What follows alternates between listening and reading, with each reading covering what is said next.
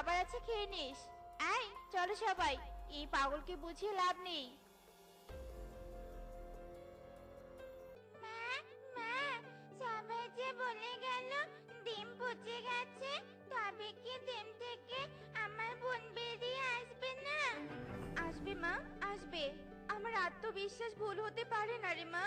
আমি একবার বুড়িমার কাছে যাব। বুড়িমা তো ডিম পরীক্ষা করে বলতে পারে যে ডিম ভালো নাকি নষ্ট হয়েছে। আমি কালকেই যাব বুড়িমার কাছে।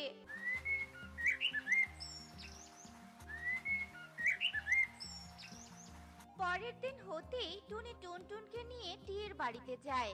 এই গরমের মধ্যে আবার কে এলো? একে টুনি, তুই? কি হয়েছে? টিয়ে বোন, আমি আমার ডিম পরীক্ষা করার জন্য বুড়িমার কাছে যাচ্ছি। তুমি একটু আমার টুনটুনকে তোমার কাছে রাখবে? সে রাখছি, কিন্তু তুই অযথাই সময় নষ্ট করছিস।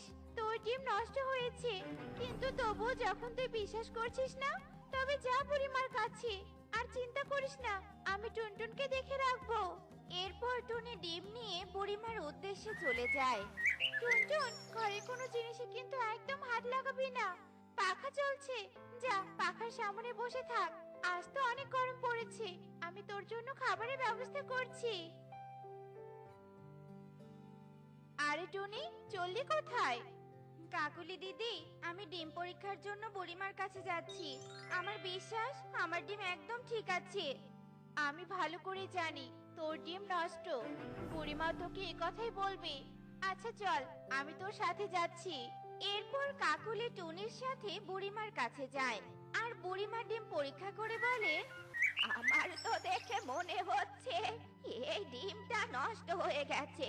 টুনি, তুমি এই ডিমটা ফেলে দাও। এ ডিমের বাচ্চা মরে গেছে। না, এটা হতে পারে না। আমার আত্মবিশ্বাস এভাবে নষ্ট হতে পারে না। আমার মন বলছে আমার ছানার কিচ্ছু হয়নি। টনি চল তো, এটা মেনে নে, তোর ছানা বেঁচে নেই। চল, ডিমটা ফেলে দিতে হবে।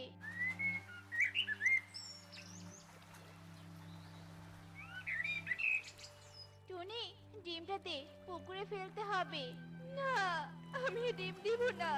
আমি আমার ডিম কিছুতেই দিব না। কে ভাবে কাঁদছে? এই কান্নার শব্দের জন্য আমার ঘুমটাই ভেঙে গেল।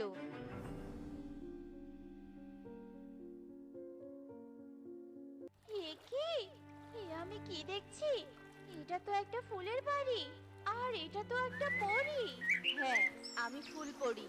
এ ফুলের বাড়িতেই আমি থাকি, কিন্তু তোমাদের কান্নার